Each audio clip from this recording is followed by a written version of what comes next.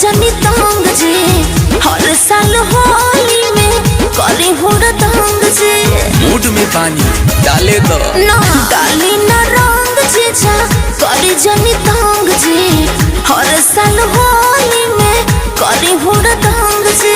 हाटत शेर भरल बीर लाटा भइल बाले में अरे बाले में। आओ बेचैनी शांत कला जैसे मलवैलू गाले में वैसे डलवा लो खाले में। आई हो दादा जैसे मलवैलू गाले में वैसे डलवा लो खाले में। ना जीजा जी हम ना डलवाए।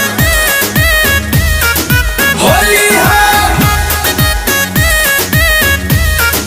होली है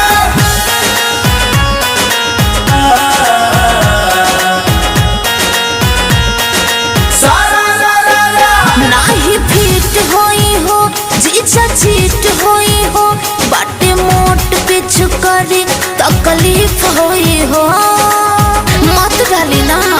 जा डलवा के कहलो तोनी जाए तो भीतर आज रंगे तो भीतर ना। थोड़ा कोलो मैंने जे हो भौजी के सिस्टर।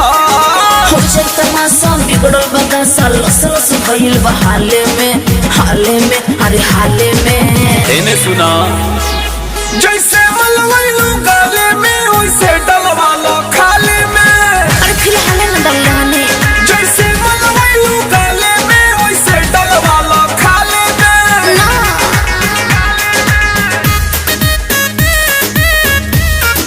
होली है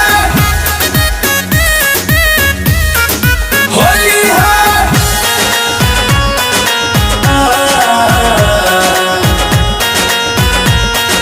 सारा चिकन चीज होई जी रस फीज होई जी ठंडा करे वाला समोसा फ्रीज होई जी।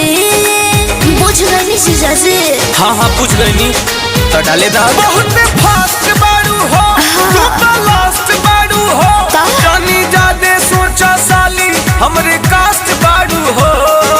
डाली हरिंदर लहंगा के अंदर पवन फसाली जाले में अरे जाले में। बुझ गई बहुत ज्यादा जैसे मलवैलू गाले में वैसे